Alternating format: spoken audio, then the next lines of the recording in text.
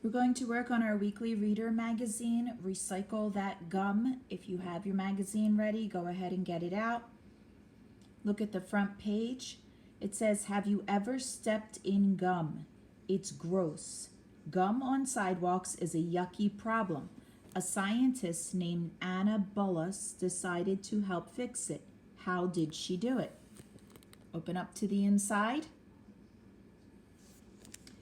A sticky problem. Scientist Anna Bullis wanted to help fix the problem of gum on sidewalks. So she found a way to recycle gum. This is how she did it, step by step.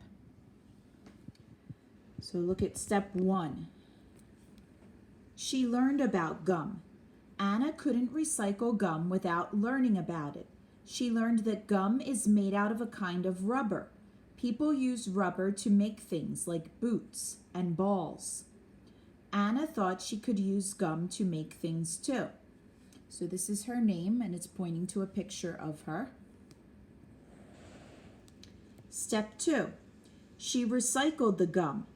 Anna took some old gum and heated it up. She mixed plastic into it. That made it stronger. Then Anna used a mold.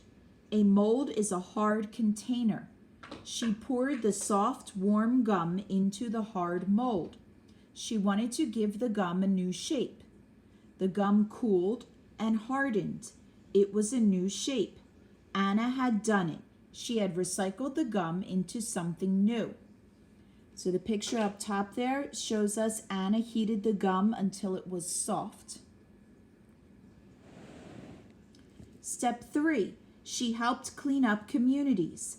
Anna knew she could recycle a lot of gum. She started a company to do just that. The company hangs up pink plastic balls in different communities. People put their chewed up gum in the balls. They don't throw it on the ground. When the balls are full, Anna's company collects them. It recycles the gum inside. It turns the gum into new things. Anna had found a smart solution to a sticky problem. And this picture shows where the gum goes. It says the chewed up gum goes into the slot. Down at the bottom, it says they're made with gum. Here are some of the things Anna's company makes out of gum: boots, pencils, cups, rulers.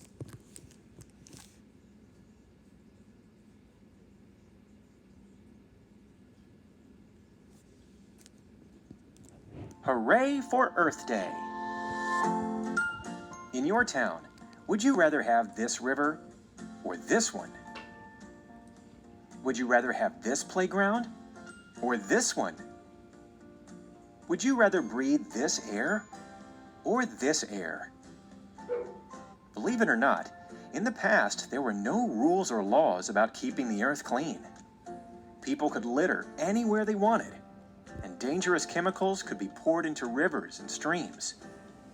But what does it mean for the earth to be clean and healthy? It means there's no litter on the ground. Animals can get sick if they eat litter. It means the air is clean. People and animals need clean air to breathe.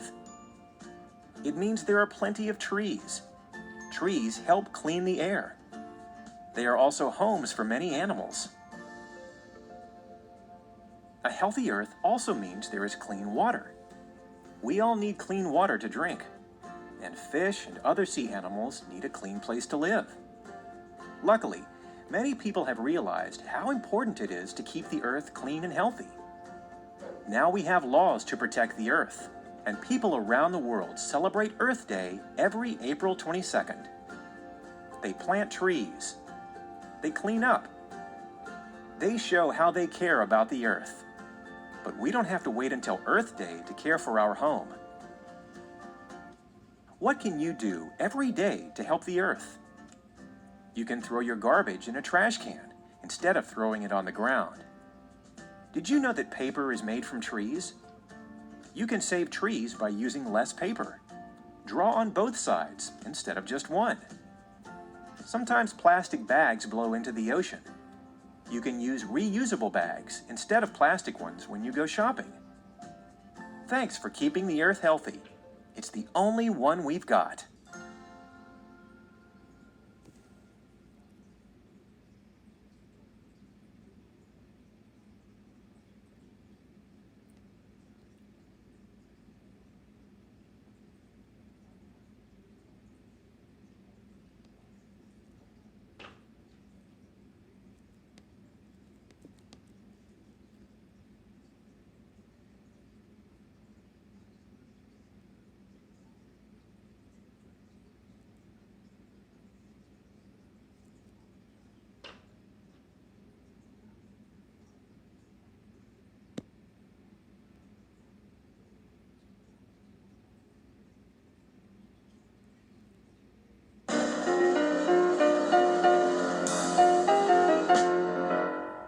Recycle that gum. Answer the questions to earn points. Choose the number of teams.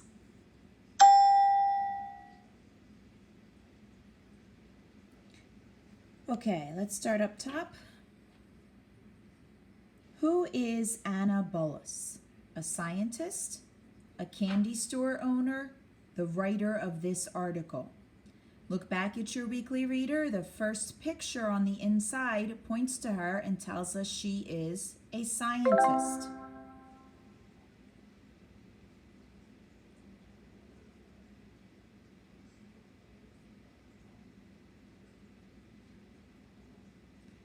What was the problem that Anna noticed? Gum had too much sugar in it. Chewed up gum was all over the sidewalks. People were using too many plastic bags. So her problem was with gum, and it was that she was noticing that people were spitting out their gum on the sidewalks and streets and all over the place.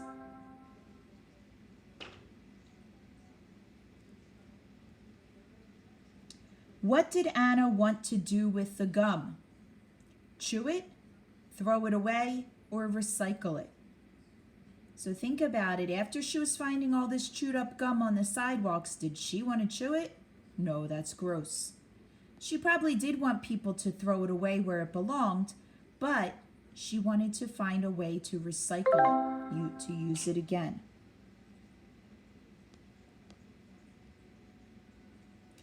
Anna learned that gum is made out of. What's gum made out of? Paper, rubber, or glue? When she learned about gum, she learned it was made out of rubber.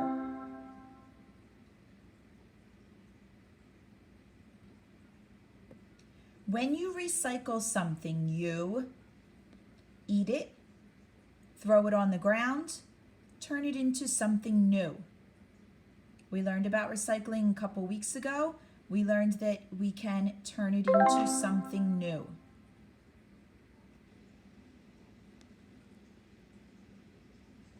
Anna heated up the gum and poured it into a garbage can, sneaker, mold. This word can mean two different things. Mold. Mold can be when your food gets rotten and starts to grow kind of that green or white stuff on it that's not good to eat. Or it can be something that gives a shape to something else. So if you pour candle wax into a hard plastic mold, the candle wax will take the shape of the mold. Soap is another thing that gets put in a mold, so it has a certain shape to it. Sometimes chocolate candies get poured into a mold, and when they harden, they will be the shape of whatever they're poured into. So the gum got poured into a mold.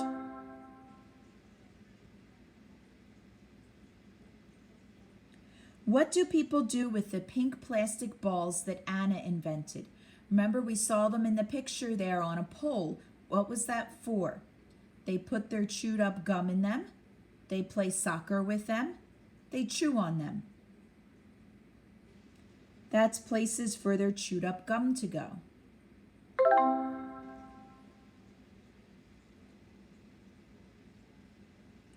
Which of these is not something Anna's company makes out of old gum?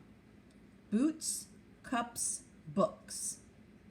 So think about it. We saw it at the bottom of the weekly reader on the inside were a couple things that she has made before. We saw boots in that picture. We saw cups in the picture. We did not see books in that picture. Books are not made out of recycled gum.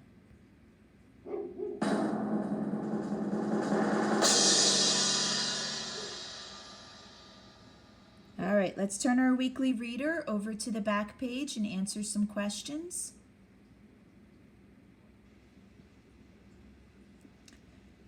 Okay, gum isn't the only thing we can recycle.